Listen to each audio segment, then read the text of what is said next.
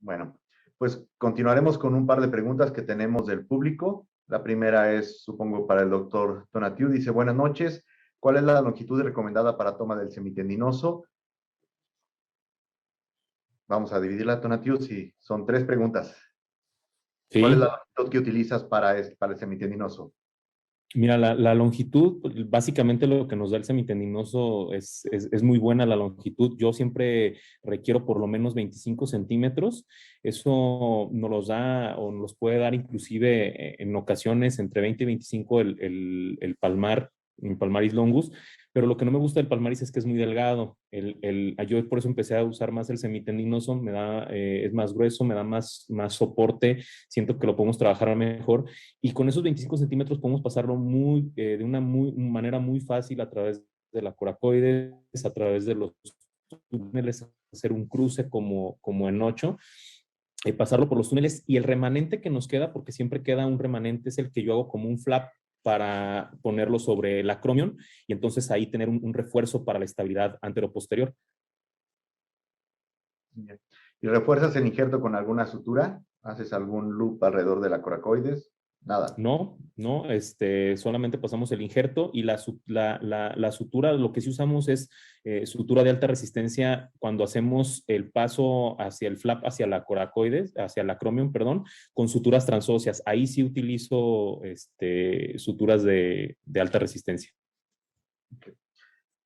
Tenemos otra pregunta para Kevin Farmer. Dice, cuando pones la inyección de cortisona en el juego, cuando están en temporada, ¿no tienes algún problema o no te preocupa el que hagas más delgado el tendón o los tejidos?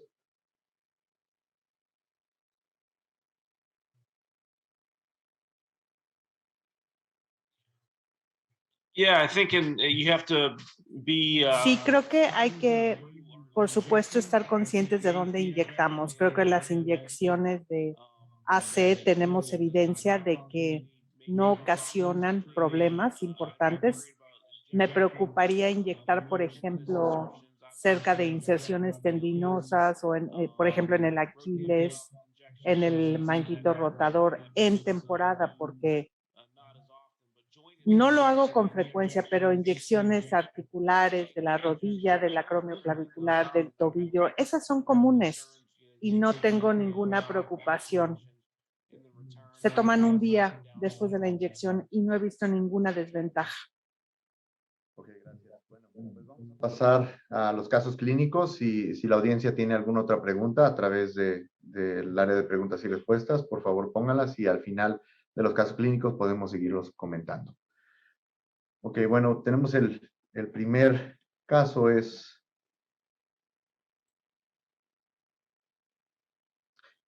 un paciente masculino de 36 años que hace 5 años, no, 2016, perdón, 5 años, casi 6 años, acude por una lesión del hombro. Él hace gimnasio de forma intensa desde más de 15 años, con dolor en el hombro, limitación a la funcionalidad, a la exploración física. Primordialmente tenía mucha sensibilidad en el área del bíceps. Estas son sus resonancias magnéticas. ¿Ven algo ahí que les llame la atención? ¿Algo importante, alguno de ustedes?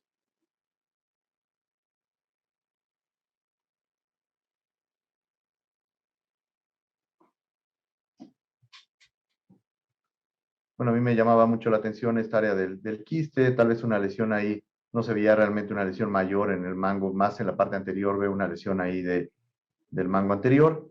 En el bíceps realmente no lo veo tan mal. ¿Ustedes ven algo ahí en el bíceps? ¿Les llama la atención? ¿Creen que hay una verdadera patología en la resonancia magnética en el bíceps? ¿No? Okay. Un poco medializado, nada más, pero Tal vez. Nada del otro mundo. Nada demasiado. Bueno, a la hora que entramos nos encontramos una lesión completa del supraespinoso en el área anterior. Realizamos una reparación en doble hilera. Había una lesión del subescapular, evidente, ahí hicimos una reparación y en ese momento decidimos, pues para la misma reparación del subescapular, hicimos una tenodesis utilizando una de las anclas, la misma ancla del del subescapular, anclamos el tendón del bíceps a la reparación. En algunas de las imágenes de reparación del subescapular y del espinoso, ahí está reparado el subescapular en la parte inferior. Sí, algo que hubieran hecho distinto, alguien hace algo diferente. So was there a damage to the ¿Estaba dañado el supraespinoso o solo el subescapular? Doble hilera con 4 anclas, 2 mediales, 2 laterales. Era una lesión completa del supraespinoso. El subescapular era solo el tercio proximal. Se reparó con una sola ancla e incorporamos el bíceps en una tenodesis utilizando las anclas del subescapular.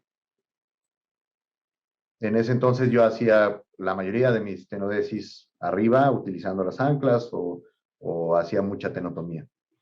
¿Alguien es primordialmente de ustedes directamente va a una subpectoral para manejar el bíceps?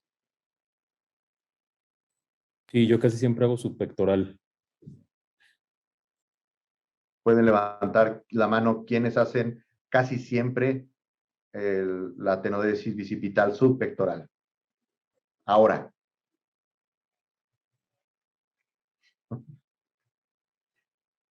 ¿No? Ok. ¿Qué haces tú, Kevin? No, I do. My approach to the biceps is. Mi abordaje para el bíceps se basa en la patología.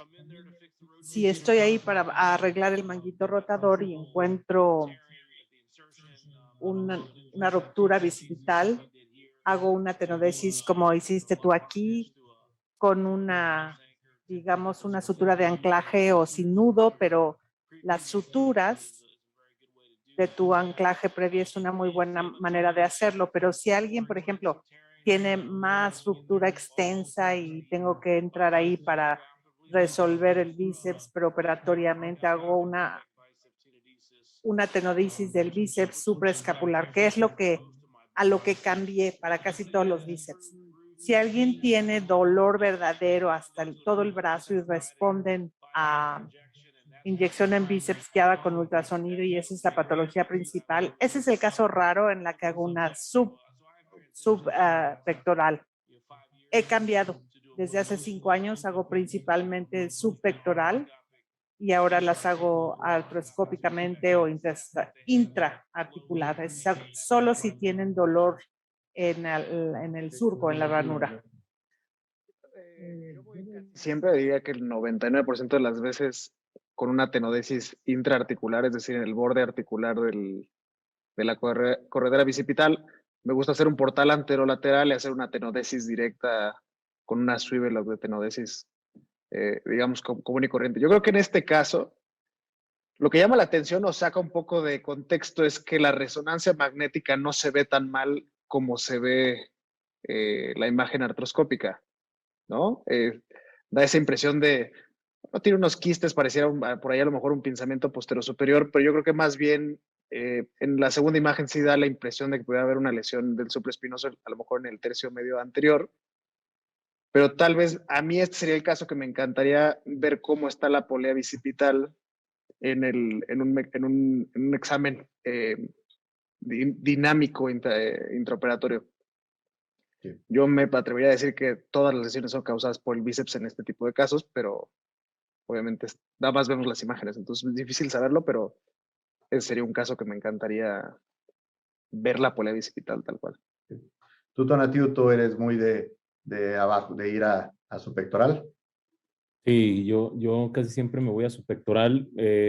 La mayoría de los casos que llegué a hacer utilizando así como tú en la misma ancla, tratar de aprovechar las dos suturas, una para el bíceps y la otra para el mango. Los pacientes referían dolor muy puntual allí como en la zona de la tenodesis.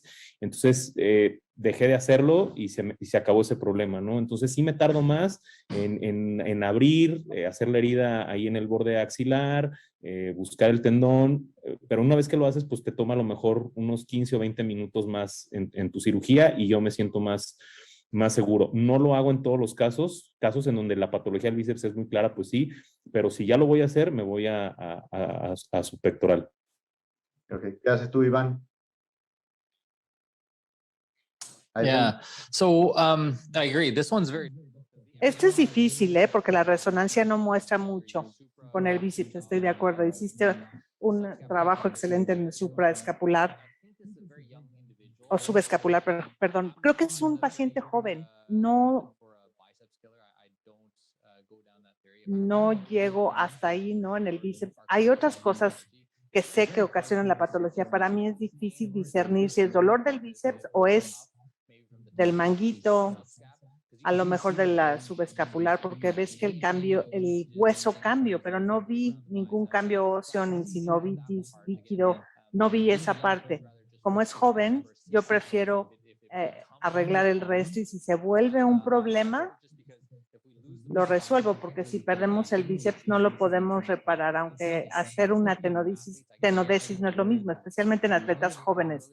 Me preocupa que entre más jóvenes, si hacemos una tenodesis, le vamos a cambiar su anatomía y su función sin saber exactamente qué va a pasar después. Muy bien, bueno, pues este paciente estuvo muy bien durante 3 años. Regresó a su actividad laboral, donde es un trabajo mecánico industrial, es muy activo, y manipulando 3 años después, sintió que algo tronó en el hombro y empezó a tener mucho dolor en la región anterior. Ahí sí era muy evidente el dolor bicipital. No hice una infiltración, pero a través en la axila, abajo del pectoral, era muy evidente el dolor ahí anterior en su hombro.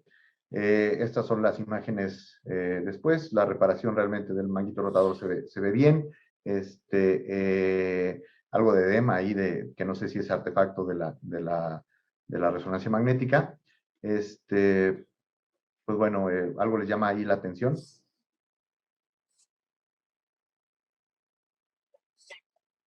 En él hiciste tenodesis Con una de las anclas. con una de las anclas. Bueno, esta ancla da una imagen un poquito especial. Es una de estas anclas de fibra de carbono que dan estas imágenes medio raras, que la usé un par de veces. Con esa hice la reparación de subescapular. Pareciera como casi metálica, pero bueno, ¿ven algo ahí que les llame la atención? El dolor era plenamente bicipital. O sea, para mí era un problema del bíceps. A lo mejor yo supuse en ese momento que se había vuelto a romper el bíceps, que había algún problema ahí. Era muy localizado en el bíceps. ¿Qué harían ustedes entonces? Por turnos, Kevin. Yeah, I mean, on that one image, the axial image, the subscapularis. El subescapular se ve sospechoso, pero podría ser ese corte, ¿no? Me gustaría ver cortes axiales para ver con más detalle el subescapular. Veo el tendón del bíceps en el corte coronal, se ve un poco de artefacto, es difícil de ver. Yo haría tal vez un ultrasonido, y si se puede ver el tendón, haría una inyección guiada con ultrasonido para ver si tiene cierto alivio, y si es así, esto te da opciones, o si tiene problemas persistentes, haría una subpectoral. Ivan, no creo que sea, o sea, tu reparación se ve excelente, se ve el manguito, la huella se ve perfecta, pero tiene un derrame de la bolsa, se ve la sinovitis, es enorme. En ese como receso abajo, me preocupa la imagen coronal en la parte inferior izquierda. Parece que el cartílago desapareció en la glenoides. Me pregunto si esa sinovitis es cartílago suelto o un poco de artritis, por alguna razón se ha estado lesionando. También hay esa adherencia donde está el ancla hacia el deltoides. Entonces, creo que tiene cambios ahí, pero definitivamente hay mucho edema ahí. Algo más que el bíceps. Sí, a mí me llama mucho la atención la imagen que se ve ahí en la... Yeah, that image where you did the tenodesis of the biceps. We can see a lot of edema. around. I think that is where the injury is. Did you infiltrate him? I don't, no. Sí, entonces